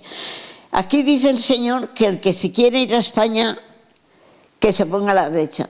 Y el que no, que se ponga a la izquierda. Mi madre, una de las que dijo, yo me voy. Pregunta trampa. Pregunta trampa. Y yo le dije a mi madre, yo no me voy. Usted si se quiere llevar los niños, se los lleve, porque los niños son menores de edad. Y yo ya era mayor de edad, porque tenía 20 años. Le dije que entré al 3 de febrero, cumplo con los años. Y era mayor de edad, y además que no me hubiera ido, por supuesto, aunque no hubiera sido mayor de edad. Y muchos se fueron, los pusieron en la parte de que se iban a España. Se lloraba porque no sabíamos si los maridos estaban dentro, si los padres estaban dentro. Sí, porque no lo iba a ir a ver más. No los íbamos a ver más. Hubo personas, una señora que tenía la suerte de tener una sábana, la hizo a cachos, ahorcó primero a las dos niñas y luego se ahorcó ella. ¿Ahorcó a las dos niñas? A las dos niñas se ahorcó ella. Porque, claro, no quería ir a España y tampoco quería ver las calamidades que estábamos pasando en el campo, porque eran muy grandes. ¿Fusilaron allí en el campo fusilaron a alguien? No. Pero que me importa a mí si nos hacían pasar las 1001. Es preferible, es como cuando salimos a trabajar en el stock que nos trataban. Había momentos que preferíamos estar en el campo que trabajando. ¿Había maltrato por parte de los patrones? Mi padre trabajaba en la ferma. Yo tenía 20 años, me iba para 21. Me enseñaron a tirar las vacas. Me pusieron, A ordeñar, ¿no? me pusieron un pañuelo en la cabeza, un delantal, me dieron un turete con 3 patas y un cubo para metérmelo entre las piernas. Y me enseñaron a tirar las vacas. A ordeñar, ¿no? Ordeñar. Allí dicen, tirar las vacas. Y aprendí, por supuesto. Esto era antes de salir el sol. Antes de almorzar, tirábamos las vacas, les dábamos de comer y las limpiábamos. Sacábamos el piemo todos los días. Y lo poníamos en el campo, en el corral, en un montón. Y luego nos íbamos a almorzar. El almuerzo era un cacho de tocino blanco, un trozo de mantequilla sí, toda la que queríamos, y pan. Luego al campo. Si llovía, como si nevaba, como si hacía sol. Tuvieras ropa o no tuvieras. Hasta la hora de comer. Y luego, después de comer, otra vez al campo hasta que se hacía de noche. Sin darnos un duro, que no nos daban. Y ahora se quejan los que vienen a trabajar aquí. Ahora se quejan que ellos ponen el precio y quieren todos los derechos que se tiene. Nosotros no teníamos ningún derecho. Sin declarar, porque yo cuando he cogido la pensión, a mí del año 40 al 52 que trabajaron en el campo, yo no he cogido ni un duro. Y los metían a juicio. El sindicato se interesó a ver si me recuperaba por lo menos algo. Nada de nada, que perdió mucho. Y nos fuimos, nos fuimos del campo. Mi marido pues aguantaba más que yo era una persona que no aguantaba fácilmente. Nos fuimos a París a ver si encontrábamos trabajo. Porque sí que la carta de trabajo que teníamos, que allí no hay contrato, yo ni tengo contrato. La carta de trabajo que teníamos no podíamos cambiarla, teníamos que haber trabajado toda la vida en el campo. Y mi marido, el alcalde, era bastante bueno, el alcalde que teníamos en un pueblecito que le dicen Labros. Pues le dijimos yo le dije que ya no hacía ni más remolacha ni iba a trabajar al campo, por supuesto. Entonces, nos dijo pues que cambie, que vaya a Corbeil-Essonnes. Corbeil-Essonnes es un pueblo bastante importante. Nosotros estábamos en París a 800 kilómetros más o menos, el pueblo. Y Corbeil-Essonnes es casi un barrio de París, un pueblo grande, muy importante. Y había trabajo en la Renfe. Y le dijo al alcalde, Monsieur Peltier, ¿y por qué no va usted a ver si le dan trabajo? Para cambiar la carta de industrial, porque si no cambiabas la carta, no tenías autorización. Derecho a nada. A nada. Y mi marido fue, y le dieron trabajo. Y iba por la mañana con el tren y venía por la noche. Que le va a contar lo que le pasó. Somos nosotros, yo he estado en Francia y no pueden decir, me pueden señalar en nada, porque me han dado la doble nacionalidad por algo será, ¿no? Y soy una persona trabajadora, con mucho respeto. En la educación la que he aprendido en Francia, porque lo que sé le he aprendido en Francia. Por un lado le tengo que dar gracias, porque si no hubiera sido como muchas personas mayores aquí, que apenas saben hablar, que no saben lo que ha pasado, ni han probado tampoco de saberlo, ¿no? Yo, pues, por lo menos en Francia, me he defendido. Una cosita que le iba a comentar. Hablemos de su marido también. Tenemos aquí alguna foto de usted cuando iba en bicicleta. Usted con la familia también. Tenemos alguna foto. Y hablemos de su marido, porque su marido... ¿Cuándo se casa con su marido? ¿En el año 40? Yo me ajunté en el año 40. Me ajunté. Cesario se llamaba, Velázquez. Molina. Me ajunté en marzo del 40. Allí en el campo. ¿En el campo? Ya trabajando en el campo. Ya trabajando en el campo. Sí, en el año 40. Y me casé porque él se empeñó. Yo no me hubiera casado, por supuesto. Nos casamos, que ella le enseñó el libro de familia francés en el 68. O sea, que he vivido yo del año 40 al 68 y vivido junta con mi marido. Que yo no me hubiera casado, porque no me hacía falta. Claro. Porque allí te que reconocen como casada o que vives con un señor como casada. Pero ese matrimonio francés aquí en España no valía. Mi marido fallece, bueno, nosotros vinimos 20 años después, que no nos dejaban entrar. Y veníamos las que estaban casadas y con hijos. Esta Antonia, que yo la ayudábamos en el campo de concentración, que tenía la niña 3 meses, esa tuvo 4. Y venía a España, le daban el pasaporte de soltera con 4 hijos. Y su marido Isidoro, que era de Vitoria, venía como soltero. Y nosotros, yo tengo el pasaporte como soltera y mi marido como soltero. Y cuando veníamos aquí, se ve que tenían en la frontera una contraseña, que el pasaporte nuestro no era como los emigrantes. Nos retiraban a un lado y luego nos daban un papel y nos preguntaban a dónde íbamos. Íbamos a Madrid, a casa de una cuñada mía que vivía en el Paseo del Rey, número 4. Y allí nos teníamos que presentar todos los días a Gobernación. Nos hacían firmar. Vigilados totalmente. Totalmente. Todos los días a Gobernación. O sea que salíamos a la calle y estábamos escoltados. Su marido, hay que decir que fue conductor, motorista. Tenemos aquí un salvoconducto que tenía, porque él era de la fuerza de asalto, era militar. Incluso tenemos una fotografía también en una juerguecilla que hacían. Fue muy perseguido también por esto, incluso después, sabiendo que fue un hombre que activamente participó militarmente, más todavía. Claro, por supuesto. Bastante. Y luego que dicen también aquí que los refugiados no hemos hecho nada para liberar a España, ¿no? Que dicen que allí, pues, no.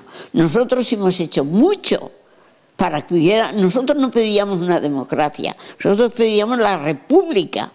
En las documentaciones que usted ve, nada más que pedíamos la república. Ahora, ayudábamos clandestinamente, por supuesto. Claro, porque vosotros allí en Francia os pusisteis en contacto con el Partido Comunista y a través de allí pues teníais comunicaciones aquí. Comunicaciones y nos dábamos y llegamos a conocer. Y cuando veníamos pues pasábamos propaganda, ¿no? Claro, clandestina. ¿Dónde las traíais? Pues yo como cosía, porque yo he hecho de todo, menos robar y matar, y he hecho de todo.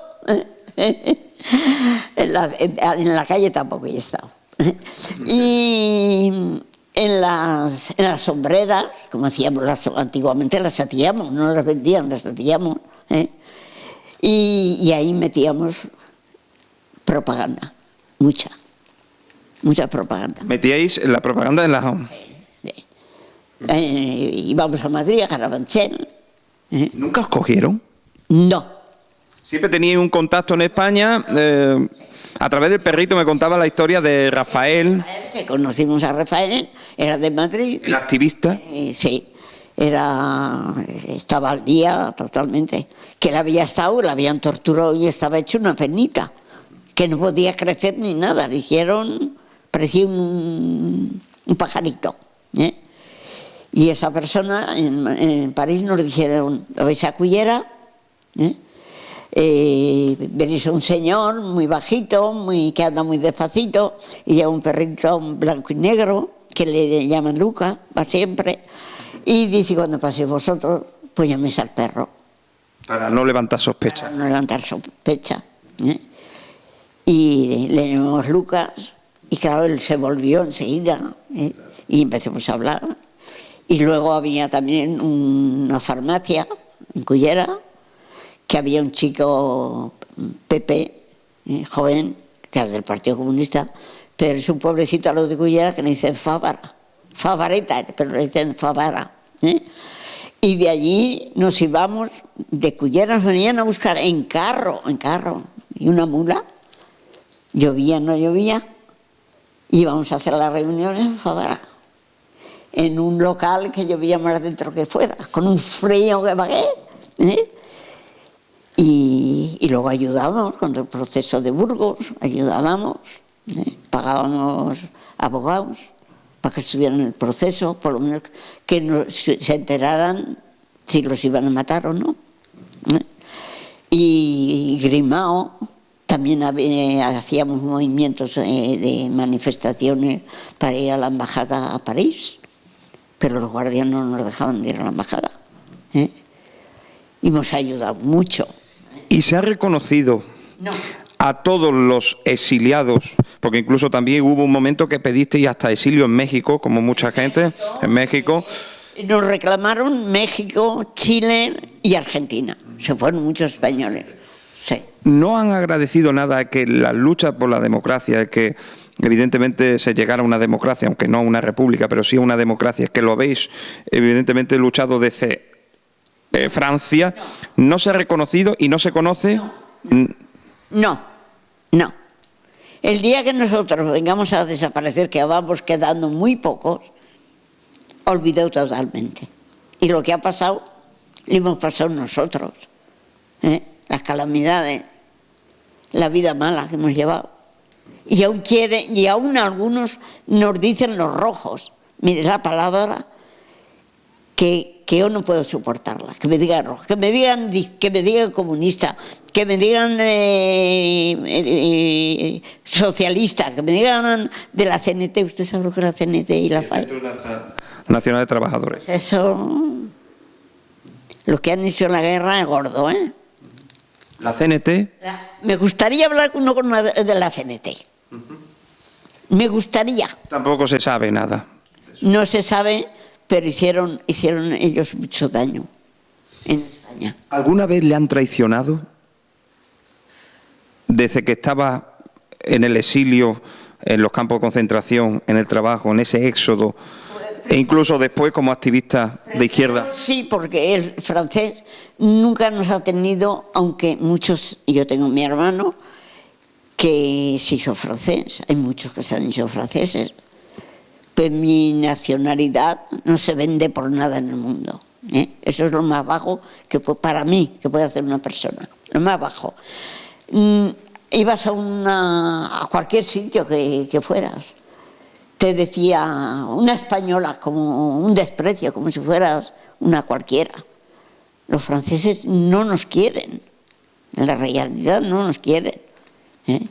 Se han aprovechado de nosotros porque hemos sido unas personas, además que hemos salido a trabajar, hemos sido muy responsables, porque después de los años la prensa de derecha, que es el Figaro, usted lo sabrá, y el Horror, son los dos de derecha, se ponen a decir, hace pues ahora unos 20 años, más o menos, que lo tengo que tener por Cullera, la prensa esa, se ponen a decir que de los exiliados que han entrado a Francia, los que mejores se han portado son los españoles. Ahora lo dicen, y cuando nos estuvieron en campos de concentración y se aprovecharon de nosotros, no decían eso. Eso ni se olvida ni se perdona. Yo soy una persona que no perdono ni olvido. Que lo tomen las personas como quieran. Yo mi manera de ser es esa. ¿Se ha conseguido algo? No. Desde el punto de vista, ¿todavía existe el comunismo y el socialismo o no? En Francia, sí lo que ha tenido la Francia, que una vez que se terminó la guerra, ya dijimos, bueno, a España no podemos ir.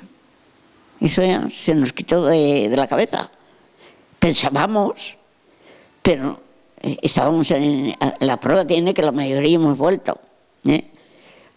Y muchos han vuelto porque se han casado los hijos, tienen allí los hijos, nietos, pero España, como España, ¿eh? Yo misma podía haber tenido, que tengo más derechos siendo mayor en Francia que aquí, pero yo he preferido de coger el dinero que gano allí y traerlo a España. Es poco, pero dice, un grano no ayuda al compañero.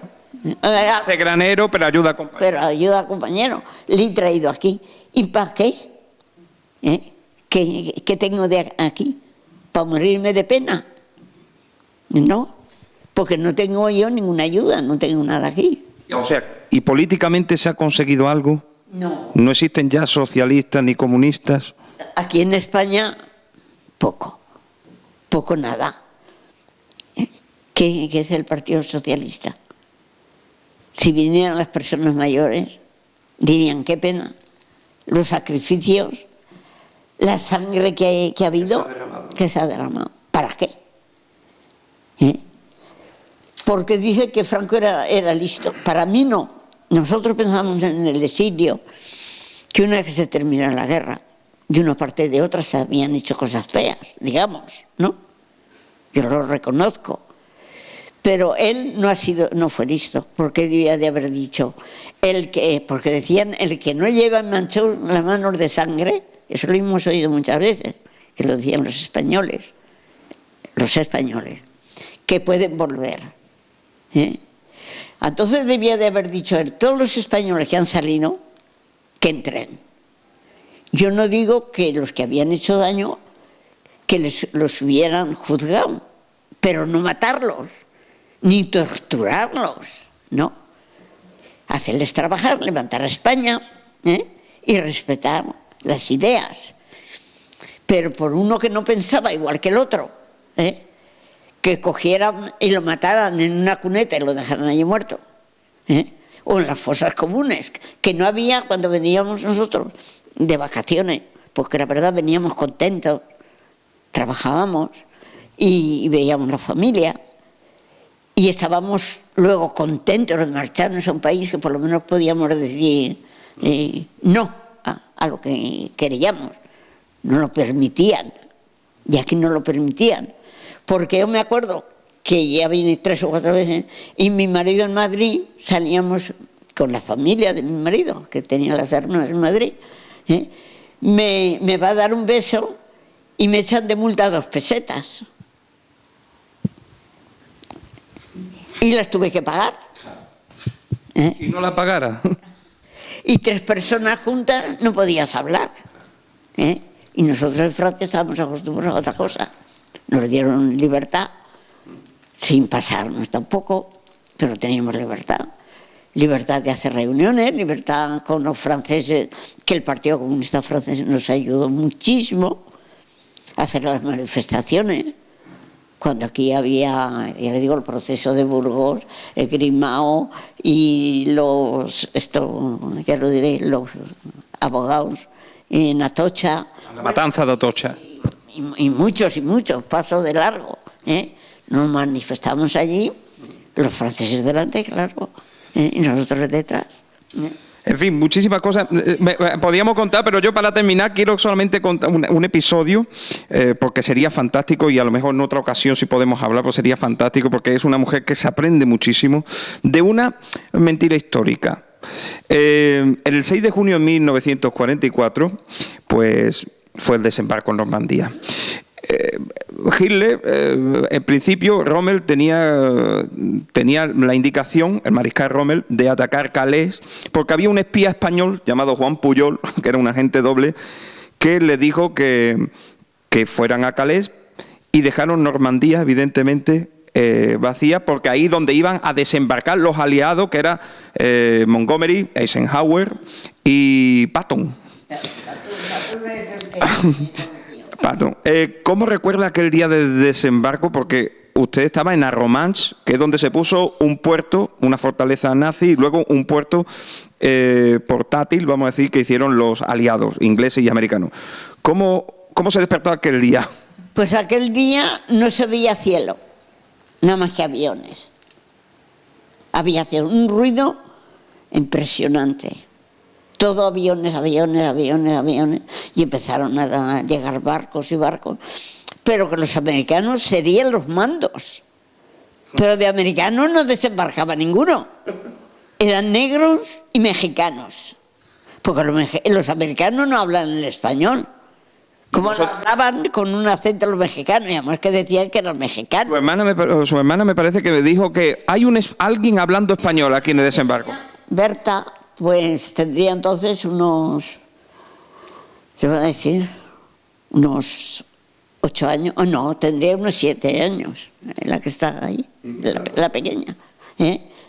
Y viene acá adentro, que estábamos en una casa, bueno, una casa, digamos, una casa, y dice que nos habíamos escondido porque anunciaban todos los días que iba a haber el desembarco, que iba a haber el desembarco. Lo sabíais todo el mundo menos los alemanes. Menos los alemanes. Y viene y dice que hablan el español.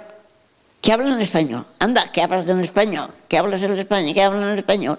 Y salimos y hablaban, eran mexicanos los que habían, y lo decían ellos también. Porque el agua no era agua, era sangre. Fue terrible. Y eran negros y mexicanos. Los mandos, por supuesto, serían americanos. Porque el general Patú era americano, ¿no? Pero los que desembarcaron eran mexicanos y negros. Y si ve uno las películas de desembarco en Normandía, pocos mexicanos y negros se ven, ¿no? O sea que es una mentira histórica. Que es por ahí cuando los vimos y hablemos con ellos, con ese acento tan bonito que tienen los mexicanos. Pues nos dijeron, bueno, les explicamos que no sabíamos nada de los padres ni nada, y nos dijeron que si queríamos escribir, ellos mandaban las cartas a México, a la familia, y la familia iba a escribir a España a ver si nos conocían algo, o sabían si estaban o no en Francia, si habían pasado o no habían pasado. Es increíble, todavía si alguien va a Romanche, que es la parte de Normandía donde fue el desembarco, todavía quedan barcos de aquella catástrofe donde murieron miles de soldados. Miles. Fue como que dicen que liberó París de Gaulle. Si de Gaulle no estuvo en la guerra mundial, de Gaulle declararon la guerra, de Gaulle cogió la familia y él se fue a Inglaterra. Y los 5 años de la guerra, del 40 al 45, de Gaulle daba órdenes, pero en Inglaterra, salvado. Y luego cuando liberaron París, que lo liberó el general Leclerc, con muchísimos, miles de españoles que fueron voluntarios, todos los que se pasaron por Alicante a Marruecos, que se pasaron muchísimo. Pues todos se fueron a la final, el general Leclerc, pues todos los voluntarios españoles iban con el general Leclerc. Usted va a París y hay muchas calles que murieron, porque liberaron París, el general Leclerc, con muchísimos miles de españoles. Y han puesto las calles españolas. Bueno, la verdad es que es un paso por la historia. Hablaríamos mucho más, pero quedaremos en una próxima ocasión, si te parece, para hablar de otras curiosidades, y hablaremos también de Paco, este hombre que también es de la familia, que además fue un hombre de la resistencia, español de la resistencia contra los nazis. Pero lo dejaremos para otro lugar o una segunda parte, y encantado, Blasa, de haberte conocido y hacer que todo el mundo te conozca a través de esta entrevista. Ha sido un placer. Una vergüenza, ¿no? Sí, has hablado fantásticamente, 91 años que tiene y es fantástico. No, lo que yo me pasa, una conversación la llevo mejor en francés que en español. Bueno, tengo más facilidad de palabra. Pues no se nota, ¿eh? No se nota, ¿eh? En francés. No se nota en absoluto. Me encanta también, porque después de todo nos han tratado mal, pero nos liberaron de la muerte o de torturas, porque los que murieron en la guerra, pero luego en la posguerra, lo que se hizo en la posguerra fue terrible. De eso podemos hablar en una próxima ocasión, porque también una visión, me gustaría saber su visión sobre esa posguerra, desde allí, desde Francia. Fue terrible, porque a muchos les daban el pasaporte y sabemos que desaparecieron. Muchos, miles. Porque claro, en la situación que estábamos allí, pues decían, nos vamos a España. Muchos, porque muchos no tienen el valor de decir, bueno, me toca estar en el exilio y estoy, venga lo que venga. Yo era una mujer y era una niña, pero yo hoy reconozco que he sido muy valiente. Estábamos un grupo que éramos bastante majas, ¿no? Otras no valían para eso, ¿no? Y en esos sitios hay que ser fuerte. Viene así, pues hay que luchar. Hay que luchar y pelear por los derechos de cada uno. Ahora que para lo que ha servido, lo que hemos luchado, no vale la pena. No vale la pena. Pues queda dicho, y en una próxima ocasión pues seguiremos hablando con esta mujer, que es la historia viva de ese periodo, Pues sí. de España y de Francia. Gracias.